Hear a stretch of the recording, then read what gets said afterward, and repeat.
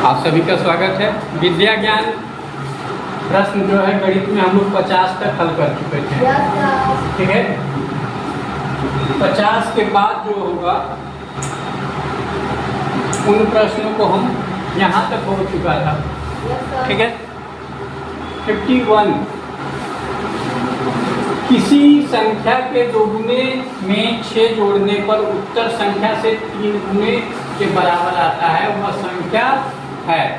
तो किसी संख्या के दोगुने में 6 जोड़ेंगे, ठीक है, पर उत्तर संख्या के 3 गुने के बराबर आता है।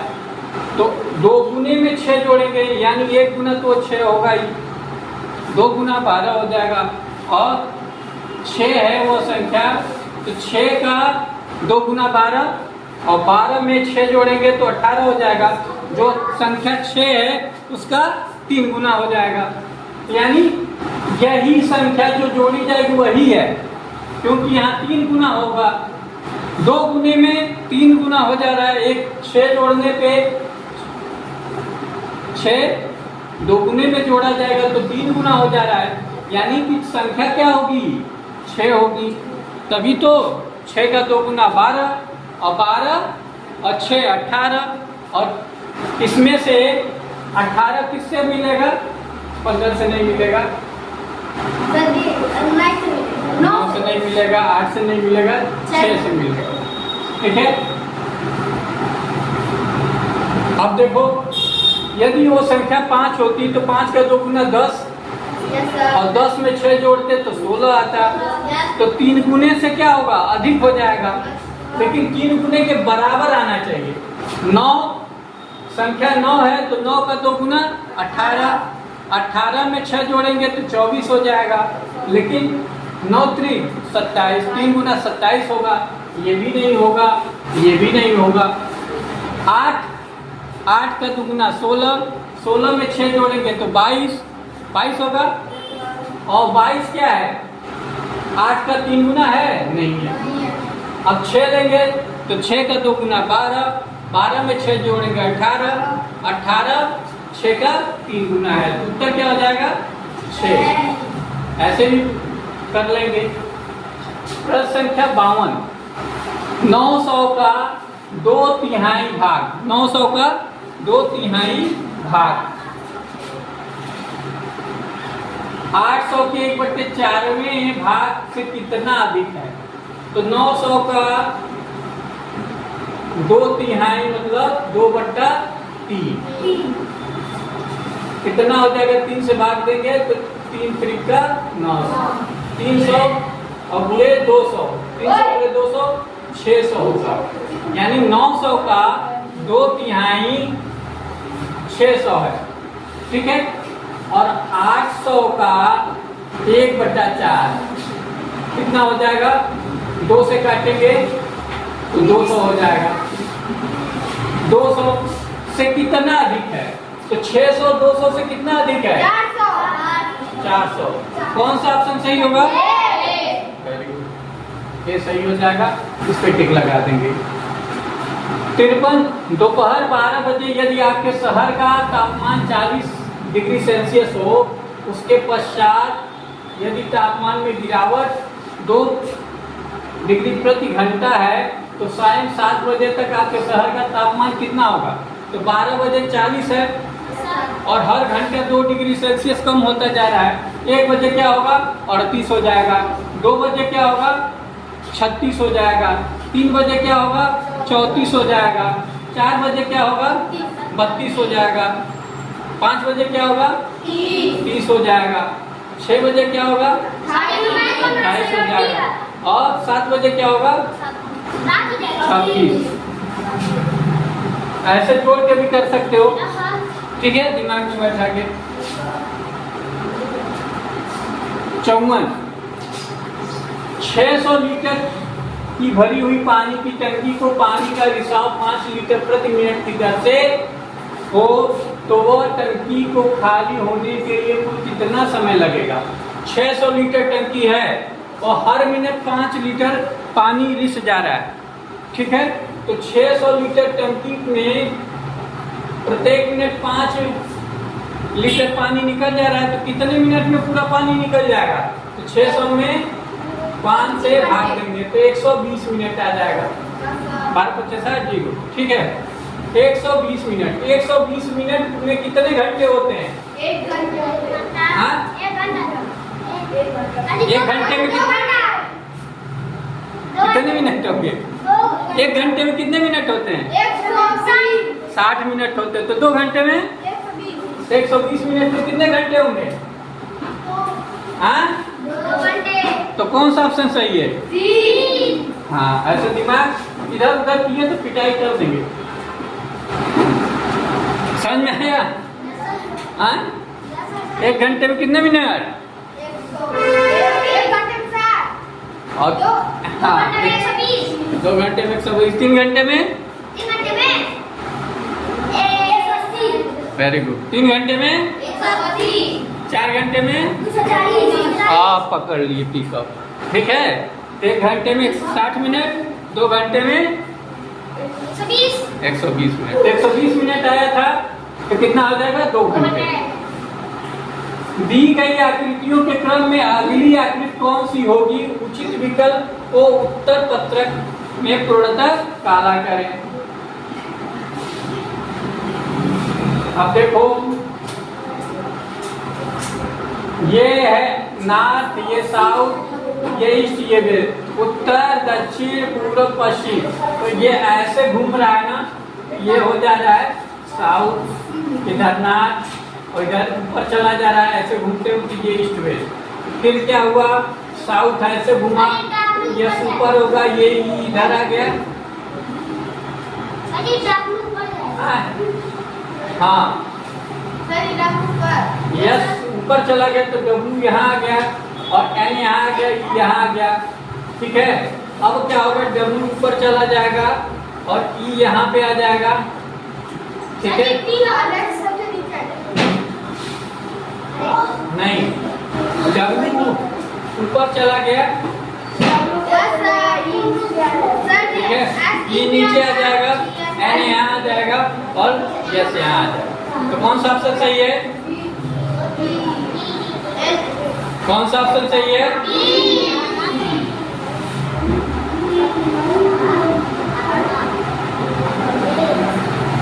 इसमें बताओ, एल है अपान ट्रायंगल है, इसमें 2 साइड है, 3 साइड हो गया, 3 साइड है, 4 साइड हो गया, 4 साइड है, 5 साइड हो गया, 5 साइड होगा और नीचे 6 साइड होगा। ऊपर 5 साइड किसमें है? इसमें, और नीचे 6 साइड। देखो, इसमें 1 और 2 साइड है, 2 साइड है, तो इसमें 3 साइड हो गया, इसमें 3 साइड है, नीचे 4 साइड हो गया, यहाँ 4 साइड है, 1 2 3 4 5 साइड, ठीक है, पंचभुज हो गया। यहाँ पंचभुज होगा तो यहाँ खड़भुज हो जाएगा। तो कौन सा होगा? सी सही होगा, ठीक है।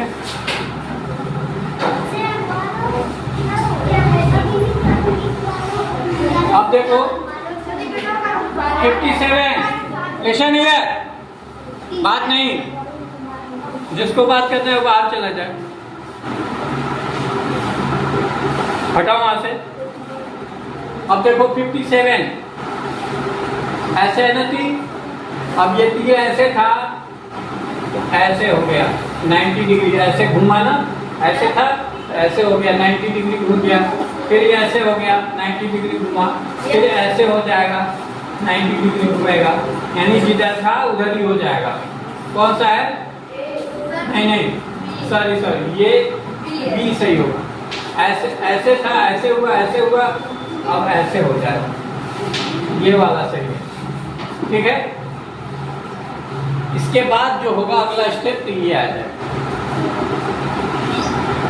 अब देखो ये त्रिभुज ऐसे था, ऐसे हो गया, हुआ ना, और फिर नीचे हो गया, फिर ऐसे हो जाएगा, इधर बी, वेरी गुड।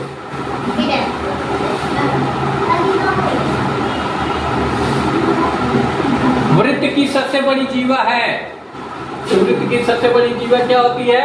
व्यास। वृत्त की सबसे बड़ी जीवा क्या होती है? व्यास। ये वृत्त है, ठीक है, एक बार और समझ लो। इसको जीवा कहते हैं, ठीक है, इसको क्या कहते हैं? वृत्त कहते हैं। तो ये एक छोर से दूसरे छोर को मिलाएंगे तो जितना जो है ये सभी क्या है? जीवा है। इसमें से सबसे बड़ा जीवा क्या होगा? ये व्यास होगा। ये व्यास सबसे बड़ी जीवा यही है ना। सब छोटे छोटे हैं, बीच में जो आएगा वो सबसे, तो बीच में बीचों बीच से सेंटर से जो हो जाएगा उसको क्या कहते हैं? व्यास, डायमीटर। टूल्स लेके समझा दें, टूल्स मिलेगा? नहीं मिलेगा, टूल्स नहीं आ रहा।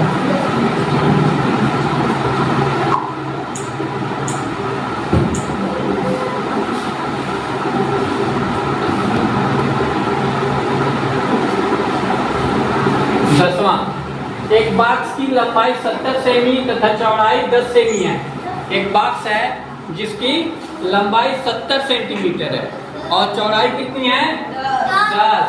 यदि उसमें 20 सेंटीमीटर लंबाई और 14 सेंटीमीटर चौड़ाई और 2 सेंटीमीटर ऊंचाई वाली 100 किताबें रखी जा सकती हैं तो उस बॉक्स की ऊंचाई क्या होगी?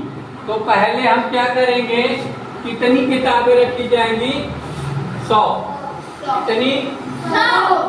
20, 14 और 2। इसका गुणा करेंगे, 20, 14, 2। एक किताब की है, एक किताब की आयतन जो है वो आ जाएगा, वॉल्यूम। आयतन जो है लंबाई गुणे चौड़ाई गुणे ऊंचाई। जैसे एक कमरा है, इस कमरे में कितनी जगह है, उसकी लंबाई चौड़ाई ऊंचाई तीनों का गुणा कर देंगे तो आ जाएगा, ठीक है। तो लंबाई 14 गुना 28, 28 गुना 56, 560 स्क्वायर क्यूबिक सेंटीमीटर जो है उसका आयतन है। 560 क्यूबिक सेंटीमीटर उसका आयतन है एक किताब का। तो ऐसी 100 किताबें हैं, तो इसमें 100 का गुणा कर देंगे। ये टोटल बक्से का आयतन हो जाएगा। इसके आगे 2 जीरो बढ़ा देंगे, इतना सेमी क्यूब जो है बक्से का आयतन हो गया। क्या हो गया? बक्से का आयतन इतना हो गया। लेकिन इसकी ऊंचाई कैसे निकालेंगे? 56,000 में हम क्या करेंगे? 70 गुणे 10, 70 गुणे 10 से भाग देंगे। 70 इसकी एरिया है 10, इसकी ऊंचाई आ जाएगी 1 जीरो, 1 जीरो कट जाएगा, 1 जीरो, 1 जीरो कट जाएगा, 8 से 80 यानी 80 सेंटीमीटर। बक्से की ऊंचाई कितनी है? 80 सेंटीमीटर। 80 की कौन सा ऑप्शन है? 80 कौन सा? तो बक्से की ऊंचाई मालूम हो गई 80 सेंटीमीटर की थी। कैसे निकाले? एक किताब मालूम है कितने का आयतन जगह लेता है?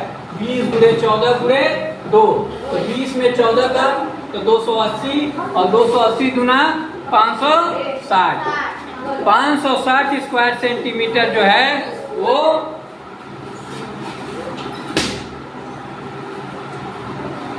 560 स्क्वायर सेंटीमीटर जो है वो क्या है? क्या है? एक किताब का कितना जगह लेता आयतन है। समझ में आया? एक किताब कितना जगह लेता है उसका आयतन है। तो यदि बक्से में कितनी जगह है ये निकल जाए तो बक्से में कुल 100 किताबें आ रही हैं, उससे 100 से गुणा कर दिए। 560 में 100 से गुणा करेंगे तो 2 जीरो बढ़ जाएगा, 56,000 हो जाएगा। 56,000 स्क्वायर सेंटीमीटर बक्से का आयतन था। आयतन मतलब कितनी जगह है, आयतन मतलब कितनी जगह है, ये आयतन से मालूम पड़ता है, ठीक है। तो उसमें क्या होता है, यदि ये कमरा है तो ये कमरे की लंबाई चौड़ाई और ऊंचाई तीनों का नाप के क्या करेंगे? गुणा कर देंगे। तो लंबाई, किताब की लंबाई 20 सेंटीमीटर, चौड़ाई 14 सेंटीमीटर और मोटाई जो है 2 सेंटीमीटर। ऐसी 100 किताबें रखी जाती हैं उस बक्से में तो उस बक्से में कुल आयतन कितना हो जाएगा 56,000 स्क्वायर सेंटीमीटर। लेकिन जो बक्सा है उसकी तली का आयतन तली का क्षेत्रफल कितना है 70/10। तो 70/10 से भाग देंगे, इसका गुणा करने की जरूरत नहीं, 0 से 0 काट देंगे, 0 से 0 काट देंगे, क्या हो जाएगा 560। 560 में 70 से भाग देंगे तो 80 स्क्वायर सेंटीमीटर आ जाएगा। कितना आएगा 80 स्क्वायर सेंटीमीटर आ जाएगा। क्लियर है सर? ये 80 सेंटीमीटर आ गया। ये 80 सेंटीमीटर क्या है? ये 80 सेंटीमीटर क्या है?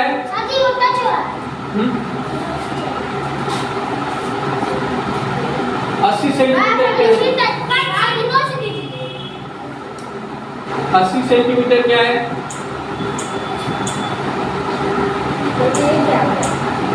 80 सेंटीमीटर क्या है? उसकी ऊंचाई है। ठीक है। 61 एक 12 सेमी वर्गाकार कागज के दो बराबर टुकड़े करने पर बनने वाले दो आयतों में से प्रत्येक का क्षेत्रफल होगा। तो 12 सेंटीमीटर का है। ठीक है। तो 12 सेंटीमीटर में 12 सेंटीमीटर का पूरा करोगे तो उस वर्गाकार का क्षेत्रफल आ जाएगा। क्या आएगा? उस वर्गाकार कागज का क्षेत्रफल आ जाएगा। तो 12 × 12 क्या होगा? 144 स्क्वायर सेंटीमीटर हो जाएगा। 12 में 12 का गुणा करोगे तो 12 दहा में 120 और 12 दूना 24। तो 120 में 24 जोड़ेंगे तो 144 आ जाएगा ना। इस तरह से 12 बढ़िया 144। समझ में आया? तो 12 में 12 का गुणा करेंगे तो 144 आएगा और उसको दो टुकड़ा कर देंगे, आधा कर देंगे, उसका आधा करेंगे तो कितना आ जाएगा?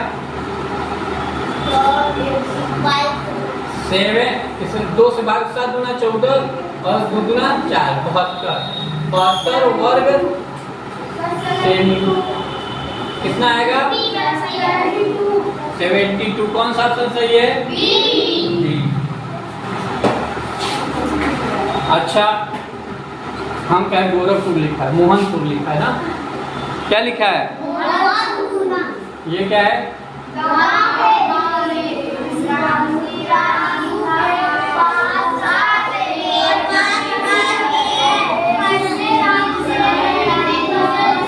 एक साथ पढ़ोगे, आऊँ सुनाएगा। मैं पढ़ रहा हूँ। मोहनपुर गांव के निवासी रामू के पास 7 एकड़ जमीन है, जिसमें रामू ने रबी की फसल की खेती की। 1 एकड़ खेत की सिंचाई में 14 लीटर डीजल प्रयुक्त होता है। 1 एकड़ खेत तो जोतने में 14, तो 7 एकड़ 14 सतह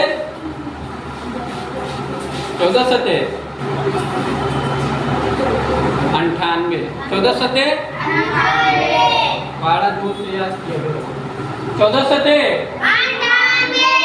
98। 1 लीटर डीजल की कीमत 45 रुपए है। तो भोला ने 4 एकड़ जमीन गेहूं की खेती की और 3 एकड़ जमीन में दलहन की खेती की।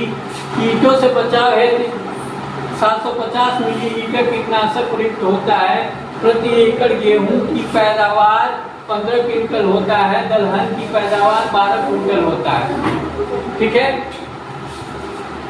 तो गेहूं की फसल की सिंचाई के लिए कुल कितनी लागत आएगी?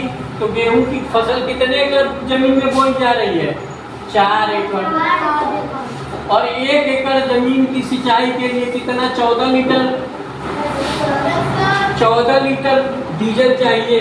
तो 4 एकड़ जमीन के लिए 14 चौका 14 एकड़ 14 दूना 28 चौथियाँ 42 14 चौका 56।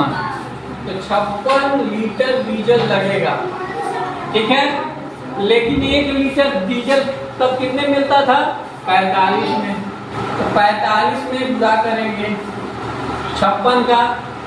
56 में 45 का गुणा करो या 45 में 56 का, तब ये पता चलेगा कि गेहूं की सिंचाई के लिए कितना डीजल लगेगा। अच्छा, 5 छक्के 30 को 0, 5 बचे 25 और 25 3 80 80 28 6 चौका 24, 6 पचे 20, 20 दू 22, 0 8 4 12 के 2, 1 2 2 4 1 5 2, 2520 रुपए। 2520 रुपए किसी का आया है? कौन सा है? ऑप्शन कौन सा है? ऑप्शन नंबर बी सही है। इसके वही OMR शीट मिलेगी, उस पे क्या करेंगे? गोला करेंगे। ठीक है, तो ये 62। प्रश्न संख्या 63, दलहन की खेती की सिंचाई के लिए कितने डीजल की आवश्यकता है होगी? तो दलहन में क्या है? दलहन की खेती 3 एकड़ जमीन में दलहन की खेती की कीटों से बचाव हेतु 750 मिलीलीटर कीटनाशक प्रयुक्त हुआ। 750 मिलीलीटर 3 एकड़।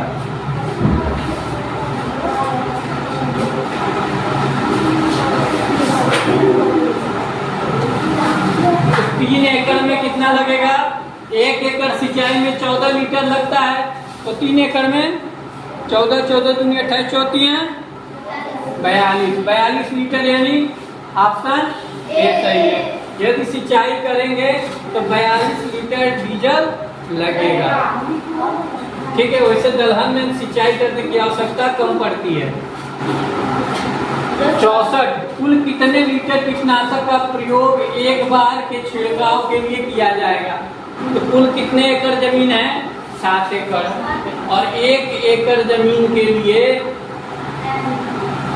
750 ml, यानी 2 एकड़ में 1.5 लीटर, 2 एकड़ में 1.5 लीटर, 4 एकड़ में 3 लीटर लगेगा। ठीक है, 8 एकड़ में 6 लीटर, लेकिन हमें 7.5 लीटर करना है, तो 750 ml, यानी 5 लीटर 250 लीटर मिलीलीटर जो है 5 लीटर 250 मिलीलीटर कुल दवा छिड़कने में खर्च होगा। कैसे? आप इसको 750 में 7 से गुणा कर दो।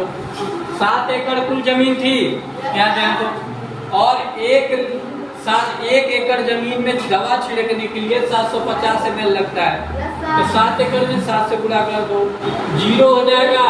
7 बचे 35 को 5 हासिल 3, 7 7 49 और 3 52, 1000 से भाग दे दोगे तो 5 लीटर 250 ml, 5 लीटर 250 ml, ये आ जाएगा। कितना दवा लगेगा? रबी की फसल की कुल पैदावार कितनी है? रबी की फसल की कुल पैदावार कितनी है? तो रबी की फसल की कुल पैदावार दिखाने के लिए क्या करोगे? पहले देखो, जिसमें रबी की फसल की खेती की जाती है, ठीक है, और प्रति एकड़ 15 कुंटल जो है गेहूं होता है और 12 कुंटल दलहन होता है। ठीक है, तो 15 चौका 60 हो गया। 60 कुंटल जो है, क्विंटल जो है, 7 क्विंटल जो है वो क्या हो गया? गेहूं हो गया। और 12 क्विंटल पर एकड़ क्या है? 12 क्विंटल पर एकड़ क्या है? दलहन होता है।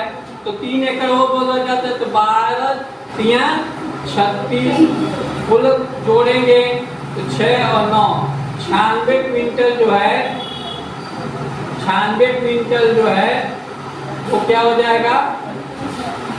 ये हो जाएगा 96 क्विंटल।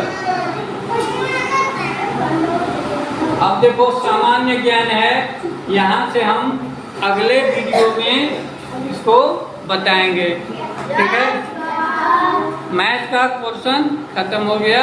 अब सामान्य ज्ञान है, ये हम कल कराएंगे। कल तो छुट्टी है।